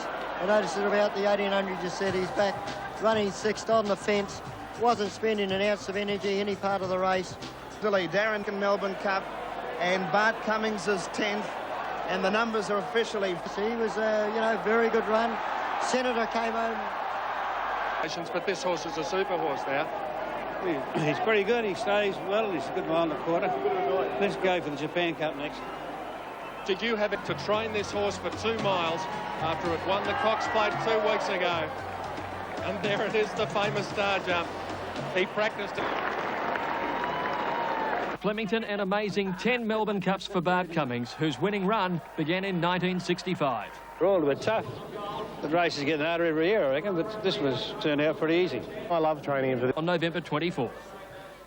And the 2 dominant trainers of modern Cup history quinellaring the event. Saintly unbeaten in his 3 starts at Flemington, starting at 8-1. Count Chivas 33s and Skybow at 50s. And the Saintly became only the 3rd horse, following Farlap in 1930 and Rising Fast in 1954, to win the Cox Plate Melbourne Cup double. Crown Casino boss Lloyd Williams, who stood to lose $130,000 on Doriemus, cut his losses with a saintly bet. I backed him to win 100,000. Steve, 7-9. Aptly called the Bradman of racing. There's no doubt about it. When it comes to racehorses, Bart is a freak.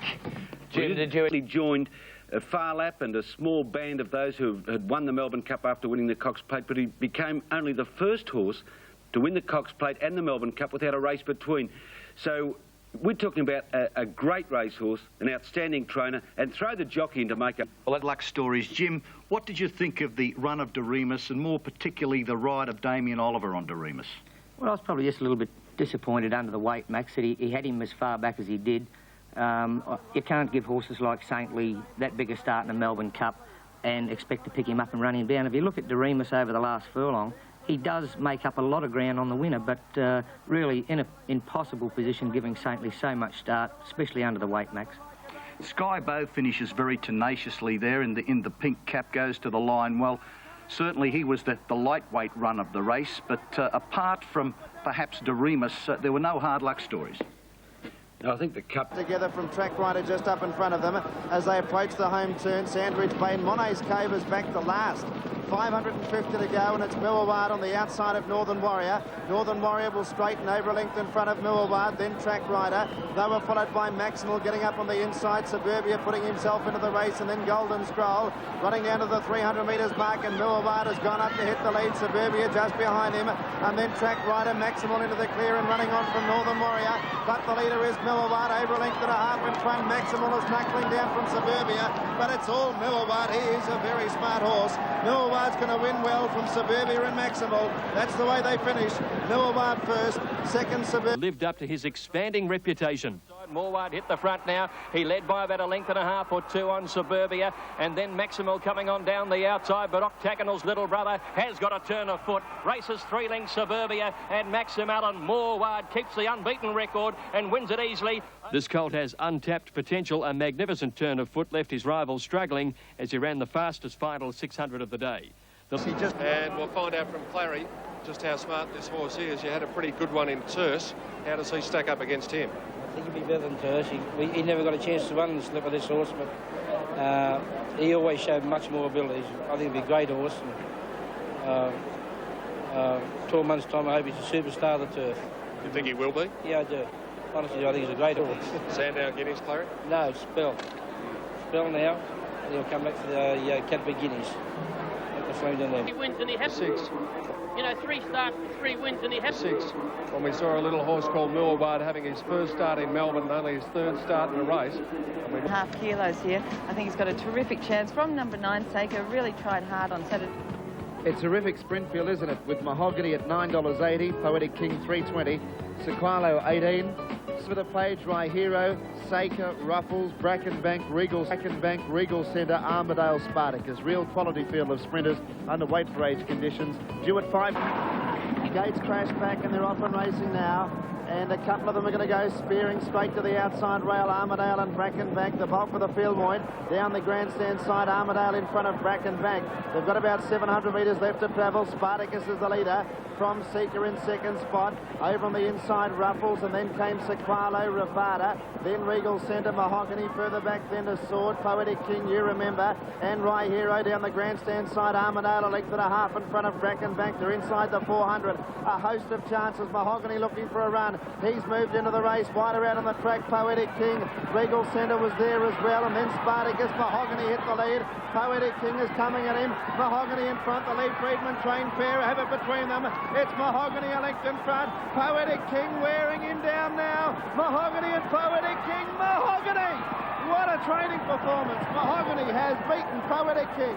3 away Ruffle well, and then Spartacus. Mahogany hit the lead. Poetic King is coming at him. Mahogany in front, the lead Friedman trained pair have it between them. It's Mahogany a length in front. Poetic King wearing him down now. Mahogany and Poetic King. Mahogany! What a training performance. Mahogany has beaten Poetic King. 3 away Ruffles in front of Rai Hero for 3rd, and then Spartacus. And Mahogany, former horse of the year, seems to be the forgotten horse. And he's won the Linlithgow. That's a super training performance. Satisfaction, I think, from that win. This is one of my most satisfying wins in the last couple of years. I mean, to get him back and win at this level is just superb. He's had his knockers, this horse, hasn't he? No, he's a great sprinter. You keep him fresh, he's a great sprinter, you know. And I was always confident in the run, you know, that he'd win. What happened on that trip up to Sydney? I think if you keep him fresh now, he's old. He's a great horse. What now? We might have had a false start there, but Greg Hall, you can see how delighted he is here, leading the horse back in. Former Horse of the Year, Mahogany, hasn't started since the 21st of September. In fact, he's only had 3 runs. And he got out to the good odds of 7-1 Mahogany in beating the stablemate Poetic King with Ruffles in 3rd place. They go up to the gates here for race 6, the Queen Elizabeth Stakes. In years gone by this year... 490 Pratara's Bay. Gee, it's an open race, isn't it? A real race of chances, as it is year in, year out. Valance at 660, Crying Game 56, Nat the Brat, Rover, Gay Qua, Berserk and Comet. Now racing, good breakaway too. One of the first out was Valance with them Accommodate, then came Gay Qua, Nat the Brat and well back Rover. Pratara's Bay's back to second last, McGuan around it. Rounding the turn, 550 to go. It's Prattler Crying Game together. Running on Storm, followed by Valance, Boheed in need of a run. Desert Chill making a race of it. He's wide out from Berserk and then came Dark Czar as they run down to the 300. Prattler joined by Valance and Storm. Then Berserk, Crying Game can't go on. Boheed getting through the centre. Valance has taken the lead. Boheed's a length away second. And then came Storm and Desert Chill, but it's Valance going for home. He's drawn clear from Boheed, Storm and Gateway late, but it's Valance. Valance is going to break through today. He's roaring right away to win easily. Valance is first, Boheed second, third Storm, then Gateway. They were followed in by Desert. Could have put any more money on Valance, you would have loved to have. It was just doing half pace. Brian York moved him away from the rail, getting to the corner, and look at... Valance heavily back from 9-2 into 7-2, defeating Boheed and Storm. The sprint with the Hilton is a late. And away, King Ivor dwelt a little at the start down on the inside, otherwise a good dispatch and Cool Choice. Monet's Cove mighty to the turn at the 800 off the back. Monet's Cove led Kentucky Blue 3/4. Master Jolly is third on the inside of Sandridge Bay.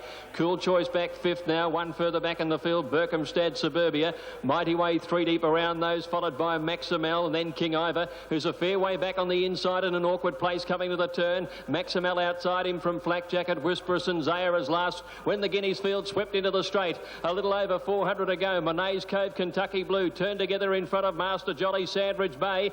Cool Choice running on fairly and then Mighty Way. And on the outside is Maximel. King Ivor's got into the clear, but he's spotting them a long start. Monet's Cove, the leader from Kentucky Blue. And Master Jolly getting into the clear. King Ivor is finishing at a great rate, but is it too late? Monet's Cove has dashed 2 lengths in front. King Ivor is eating up the ground. He's coming home the best, King Ivor. A big win, King Ivor beat Monet's Cove.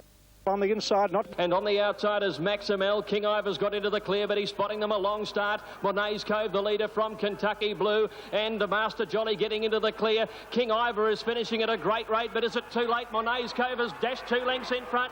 King Ivor is eating up the ground. He's coming home the best, King Ivor. A big win, King Ivor beat Monet's Cove. On the inside, Monet's Cove is still the leader, got clear in second place. Kentucky Blue and King Ivor starting to storm home down the outside. It's flying. King Ivor on the outside, coming at Monet's Cove in the final stage as they go to the line. King Ivor's won it from Monet's Cove. Good go for third, Kentucky Blue, and Maximal followed by Mighty Way, Cool Choice. He's, you know, I would say there's definite improvement in him. Now he could make into a very nice horse. King Ivor gave Mick Dittman his second Guineas victory 11 years after Shankill Lass. It was the Sydney Quinella with a 100-to-1 shot Kentucky. But I do think that King Ivor's got a future. I don't think a race like the Epsom at Randwick would be beyond King Ivor. Had to overcome a few hiccups in the run, but by gee, I thought he went to the line well and is obviously a very promising horse. Yes, strangely, Max, he seemingly gave them an impossible start. He looked certain to be runner-up to Monet's Cove, but gee, I think you're going to see a horse of the future here. Yes, well, after 10 outings, 4 wins, 4 wins, and now set for a spell. King Ivor, let's watch. Yes, strangely, Max, this Sandown Guineas has unearthed some great horses over here, some of the best of our performers. Yesterday, King Ivor, who's a big lump of a horse, missed the start from an inside gate. He seemingly gave them an impossible start. He looked certain to be runner-up to Monet's Cove, but gee, I think you're going to see a horse of the future here. Yes, well, after 10 outings, 4 wins, and now set for a spell. King Ivor, let's watch.